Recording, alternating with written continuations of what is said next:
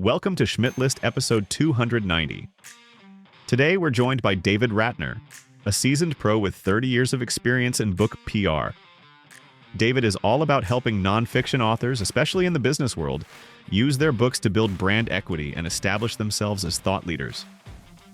If you've ever dreamed of writing a book or just want to understand the world of book publicity a little better, this episode is packed with insights you won't want to miss. Stick around. You'll be glad you did. David, how are you today? I'm doing well, Kurt. How are you? I am doing fantastic now that you're here. So, David, I am excited to hear and about all this stuff. I've got a lot of questions for you. Sure. But let's start with yourself and the background in the business you do. Tell me a little bit about that. Sure, absolutely. So I've been in the book PR space for about 30 years now. I previously ran one of the larger agencies in the country and enjoyed that quite a bit. But there came a time where I saw the direction that book sales were going.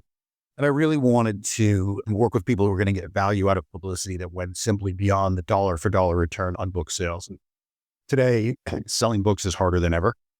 I tend to work with authors in the nonfiction space, mostly in the business space, who really see their book as an excellent tool for brand equity, a great way to raise awareness for their thought leadership, their business practices, to generate content that feeds their social marketing and sales channels, and all those other great things that new business card gives you.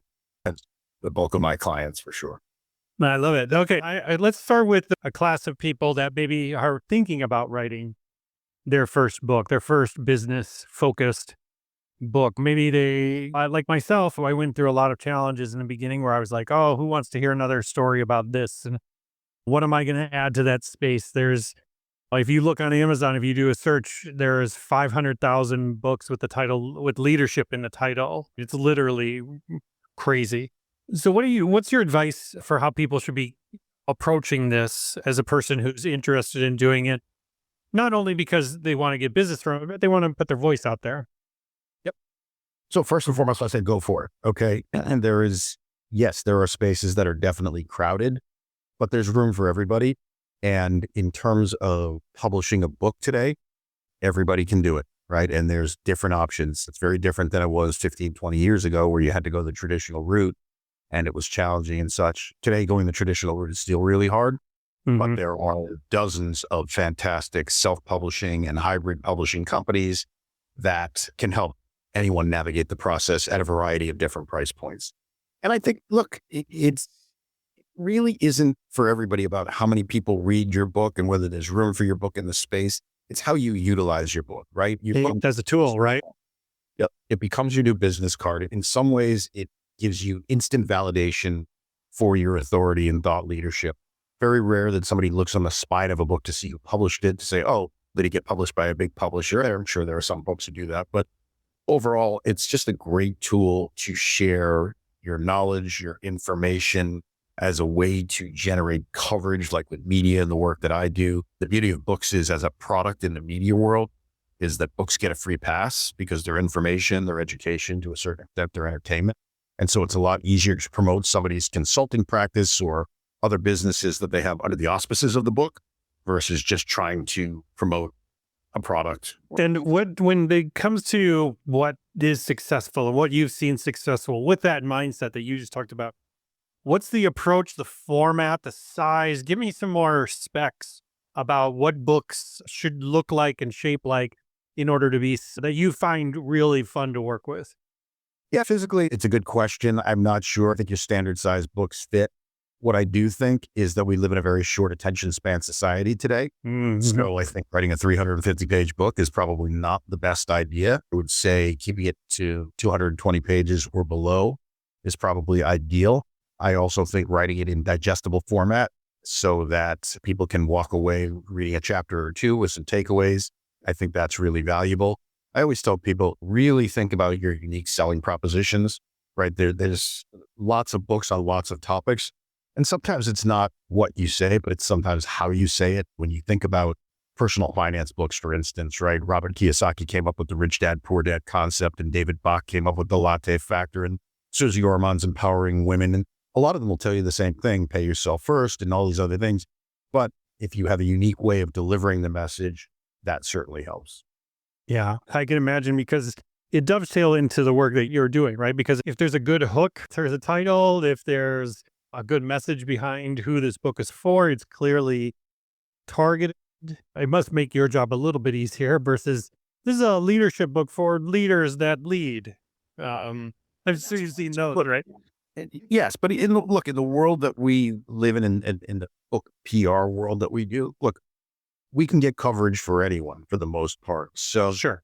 a lot of people, I'm sure, worry, am I a good enough source for this information? Leave that up to the experts who you work with to help you do that. A lot of us have great connections out there, and we're able to navigate that landscape very successfully for our clients. And look, I'm a big believer in anything that you do is understand your why.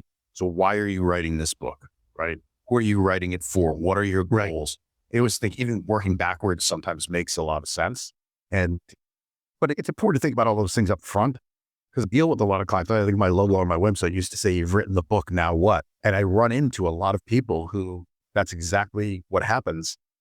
You really should be thinking about the now what from day one. Yeah, because that really is key, because then I want to transition into how you approach it, because I know a lot of people that write books and they're like, okay, great. Now I'm going to share it with people I know, and then it'll be on Amazon, and then I'll get some speaking events and things. And then after the kickoff, and I've experienced this too, after you have the launch and all these things, the interest in the decline goes pretty sharp after the big reveal. And I guess that's where you like to jump into, is now the book's out there, we jump in. So tell me a bit about is every book custom, or is there a framework that you like to follow? I think from the PR, look, first of all, everything is done based on goals, needs, budgets, and other factors. I have clients who literally will spend significant amounts of money. I have other clients who don't have those resources, but want to try to do something. So everything that I do is customized. And I always work with the philosophy that I give you lots of options. I don't tell you what to do, but I will help you think about each of these options eyes wide open. Okay, if we're going to do this campaign, what are our goals? What should we expect out of it? And try to make sure that everybody's expectations are met and everybody has a clear understanding. Mm-hmm. It really depends on the resources. What I will tell clients, one of the first questions they'll say to me is, if I'm going to do this 4-month publicity campaign, which is the standard kind of campaign that we start with, how many books will I sell? And my answer is always start with 0. And if the work that we do for you is valuable, let's continue the conversation. But if you are completely reliant or relying on the fact that you're going to get a return on your investment in terms of book sales, I always tell them pretty much keep their money in their pocket, because it's a very difficult thing to achieve. Authors today are going to, especially in the business world, are going to be responsible for their sales. It's why so many are going the hybrid and the self-publishing route, because they're bringing in all the work. And then if you're with a traditional publisher, your royalty rate is significantly smaller, but they want you out pushing it. They're not doing a whole lot to sell books these days anymore because it's difficult. Understand that your network is your most valuable asset. It's not about just asking everybody to review it on Amazon. It's really thinking about your network and who to ask for what. Maybe somebody who would be interested in having you speak to their senior leadership team in return for buying 50 copies of the book, right? Mm-hmm. Or maybe somebody else, an endorsement. Maybe somebody else has a strong social media following, so you can ask them to post for it. And look, you also have to try to make these things as easy as possible for people, because you're going to make a lot of asks. Some people are not going to respond. Some are going to say yes with the best of intentions and nothing happens. And then others will be your advocates. And for those who are, you want to make it as easy as possible for them. Yeah, it makes sense. I know with my book, putting together, when I asked people to promote it, make a post or do these things, I always try to share with them like a little blurb about what the book's about and who it's for. The more like you were just saying, the more I can give them to prime the pump, as it were, the faster and easier it becomes, because everybody looking at a blank slate and it's, I need to write a review. It's just so you know, this is the goals of the book and things. And then just respond to the goals of the book. Don't try to just write a review or a post or share something based on just your memory of reading the entire book. So I'm guessing that kind of works the same when you're going out for media stuff, because when you talk about PR, it's not even just about the work you're doing there, but it's about getting people like larger exposure outside of their network. Talk to me about how that works, David. Sure, absolutely. So on the PR side, our primary focus is to generate any coverage that we can that highlight the book, the author, their thought leadership, their brand, etc. So much of that happens in the digital space today, whether it's the digital side of traditional media like a fastcompany.com or a fortune.com or Forbes.com, but in any subject, whether it's leadership, management, HR, training, sales, marketing, entrepreneurship, technology, AI, all these different things, there are loads of niche-driven sites that are targeted to audiences who are interested in those topics, as well as the general business umbrella. And so again, based on who the target audience is, whether it be for the book or whether it be for an end user where the ROI really comes into play, we work with our clients to identify what are the key messages that are going to relate to these audiences and then try to generate opportunities that come in the form of guest articles, which is a huge part of the landscape today. Could be a Q&A question. It could be a podcast interview, could be a review, it could be an excerpt, it could be a news-driven commentary based on something that's happening. That's what we're doing for our clients. And by the end of a campaign, when we work with someone, they'll have a really nice portfolio of shareable content and coverage. If we get you an article in Fast Company, the expectation should be that thousands of people are going to go out and buy your book. That just doesn't happen anymore. I wish it did, but it is with a great logo to have on the website. It's great to post up on LinkedIn. And that's the other thing people need to be careful about is how they share their information. As you probably know, LinkedIn's kind of become this personal advertising platform for people, the hey, look at me kind of thing. It's really to be about engagement. And so when you post, try to do it in an engaging fashion instead of just saying, hey, look at this article I wrote. Say, here's an article I wrote addressing problem X. What are your biggest challenges with problem X and doing to solve them? So hopefully you get some response, some back and forth, that sort of thing. Yeah, it makes sense. I find that more people that understand that it is an engagement site and it's more about driving conversations than it is about just like Instagram, where to look at my new puppy. Great, there it is, and keep on scrolling. Not a lot of value there in terms of business. But again, it all depends on what you're going for, because I'm sure, a lot of the folks that you're working with are selling services, right? They're not selling necessarily a product that you buy off the shelf, which tends to work better for Instagram, right? Because you have your glamour shots of the product and all these different things. But it's very hard to sell a service on a TikTok or Instagram or things like that. And so that's where I find that the type of work you're doing, where it's showing, hey, look, I've got all these other people who have voted on my expertise. It gives me more credibility, builds a bigger reputation. And to your point, I can imagine that once people engage with you and they build up that sort of extra reputation, that just continues on to more speaking events, more book sales, more outreach. And then as that builds, that's leading to all the other things that are helping them achieve their goals, right? Where they're getting bigger speaking events, maybe even more paid speaking events, because that's something I hear a lot of folks that are interested in if they're in professional services as well, right? Huge part of it. And speaking's challenging. It used to be 15, 20 years ago, everybody wanted to be an author. And now everybody can be an author. And now everybody wants to be a speaker. And really challenging. There are a lot of talented people with great information, but finding people to bring you in and speak, and they're done at all different price points, obviously. There are a lot of great speakers bureaus in the country, but unless you're somebody who's bringing in real dollars, they're not really proactively promoting the $5,000 or $7,000 speaker. They're in the business of doing business, the best kind of business they can. Yeah. So it's a hustle for sure. And the other thing too, there's a lot of diversity in what people are doing with books. Now we get involved with bestseller campaigns, portals of Amazon and Barnes and Noble to the C-suite executive network. There are campaigns that you can try to do for the New York Times and orchestrate those kinds of things.